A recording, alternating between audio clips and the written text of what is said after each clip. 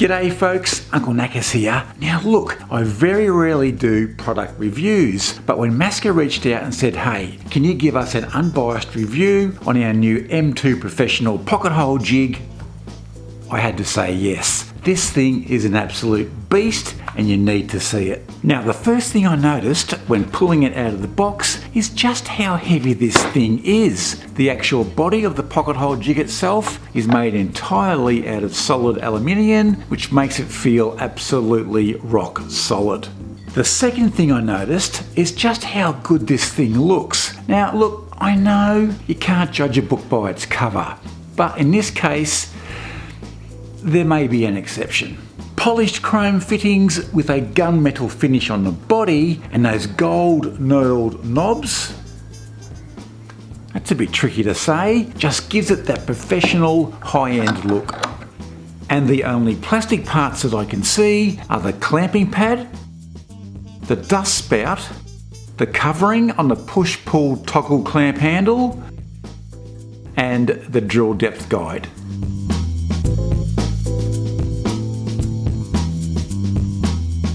Now the basic difference between the M2 and the previous model are these stabiliser bars, which come with support blocks that simply slot into the holes on the side of the unit. Now initially I thought they were absolutely useless. They were loose in the hole, they kept sliding out, and I couldn't see how to tighten them in place. I thought it was a huge design flaw.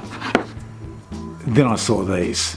I located 2 hex screws under that dust spout, which once tightened, secured those bars tightly in place. Problem solved. Perhaps I should have read the instructions. Nah, instructions, muctions. Now once I got that technical issue all sorted, these bars with those support blocks are awesome and they serve 2 purposes. The first purpose is to stabilise the workpiece that you're working on, especially if it's a long piece.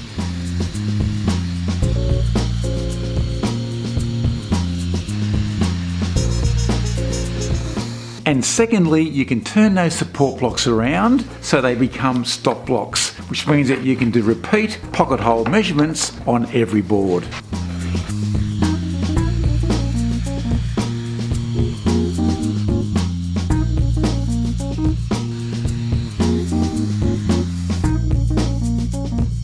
When drilling pocket holes, there's nothing worse than when the jig is moving all over the shop. So to rectify that, the Massca M2 has 2 options for fixing the jig in place. Now the first option is to just simply screw it down. And as you can see, I've screwed mine to a piece of plywood that you can easily pick up, carry and store. Or you can just screw it down to your workbench. The second option is to utilise the T-track slot found on the underside of the jig that you can clamp down to your workbench with a track clamp, which I currently don't have, but I think is a really good design feature.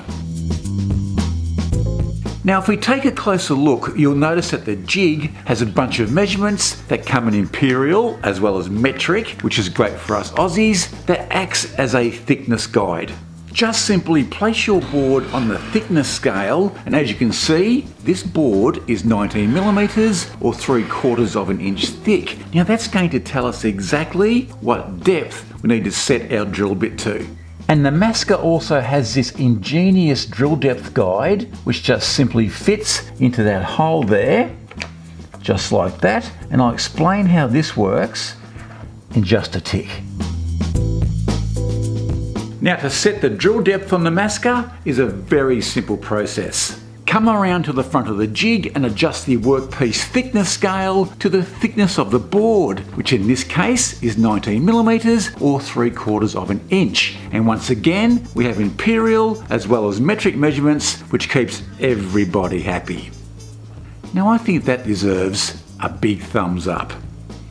And then all you need to do is to place the drill inside that bush and have it rest on top of that drill depth guide down here, making sure that the collar is loose.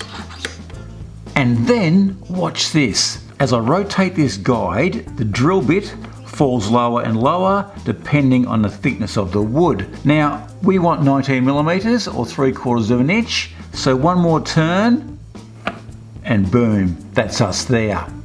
Now just simply tighten that collar onto the drill bit and you're good to go. Now the only issue I have with this guide is that it's a really important part of the jig, so you need to keep track of it. It's fairly small, it's not attached, so I think if you're not too careful, it'd be pretty easy to lose. Which is why I made this to safely store the guide with all the other bits and bobs when not in use. Since I'm doing a review type video, check this out. The other day I was on the iPad and came across a review for a restaurant on the moon, of all places. Apparently fantastic views, but no atmosphere.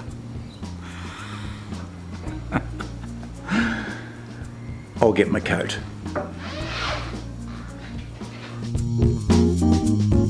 As we all know, drilling pocket holes creates a lot of waste and dust, so it's really important to be able to get rid of all that stuff without too much fuss.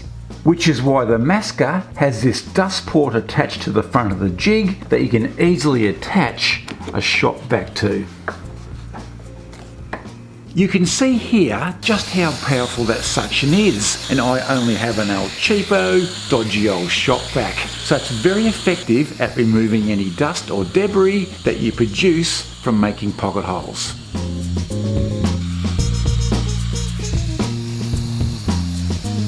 And as you can see, that's as clean as a whistle.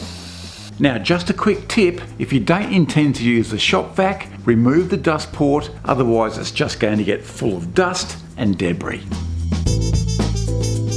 Now once again, the quality of the Massca shines through with its clamping system. Construction wise, it's very solid without any springs, and you simply adjust the pressure applied to the board by screwing the clamping pad in and out. It also has a locking nut that keeps the rod at a set distance and stops it from going in and out. Having now used this for a while, I have to say that I really do like the action of this clamp. But if somehow, without overcomplicating it, Massca can make this auto-adjustable, that would be awesome. Gotta say though, it does feel good. With the M2 as well as the M1, by taking out these 4 bolts, you can then remove that guide block, which then gives you a portable jig, which means you get 2 jigs for the price of 1. Now I think that's a pretty cool feature. Now the base plate that comes with the jig, when attached to the guide block, has a lip that you can fit up hard against the workpiece so that you can then adjust to the correct board thickness, preventing you from drilling the pocket hole too deep.